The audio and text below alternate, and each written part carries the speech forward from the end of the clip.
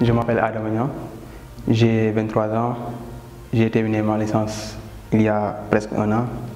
J'avais commencé mon master, mais je l'ai arrêté.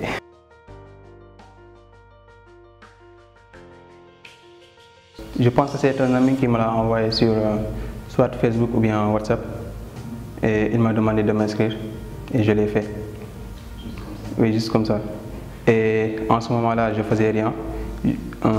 J'avais commencé mes cours de master l'après-midi, de 18h jusqu'à 21h. Mais comme le matin, je ne faisais rien, je m'étais dit que je vais m'inscrire pour voir comment ça allait se passer.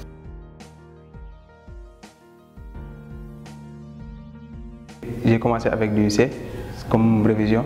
Ensuite, j'ai fait du Laravel. Je ne l'avais jamais fait auparavant.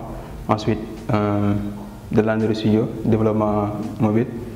Et un CMS qui s'appelle WordPress. Avant, comment dirais-je, j'avais peur de ne pas répondre aux exigences comme fixées. C'est-à-dire, peut-être que vous ne serez pas au courant, mais il y a un instant où j'avais arrêté. Parce que j'avais peur de, je ne sais pas comment le dire, de ne pas pouvoir atteindre les objectifs qu'on fixe. Du coup, je m'étais dit que je n'étais pas à ma place, alors que je n'avais pas compris que c'était tout à fait le contraire, que je devais me battre, si je puis le dire comme ça, et résoudre mes propres problèmes, comme un grand homme, et pouvoir avancer.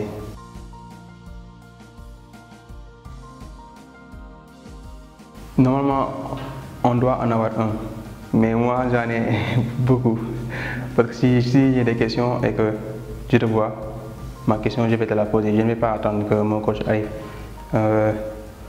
Mais il y a un petit problème parce que, je ne dirais pas que c'est un problème, mais la première fois que vous venez ici, quand vous êtes nouveau, on doit vous couver, même si c'était un gros mot, je pense.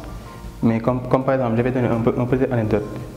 On m'a dit, mon deuxième jour, que je dois pusher et committer. Pousser et committer mon travail sur un niveau dépôt, sur Bitbucket.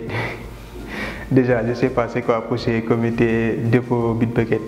Donc, si on m'avait dit que, par exemple, en 3 mots, que Bitbucket permet de sauvegarder ton travail, tu pushes et tu commits pour avoir une sauvegarde, ça aurait été beaucoup plus intéressant.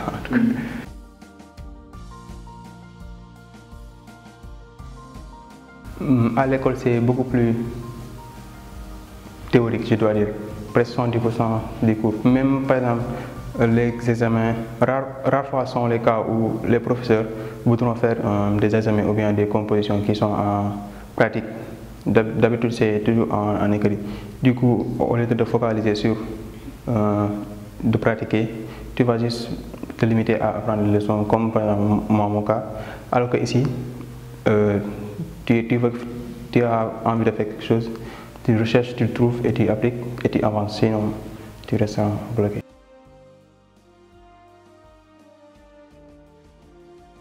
Bien sûr, s'il est disponible, je lui dirai de venir, mais je lui dirai deux choses, je ne sais pas. Je lui dirai que le début, ça sera un peu con, parce que du lundi au samedi, 8h, 18h minimum, des fois ça peut aller jusqu'à 20h.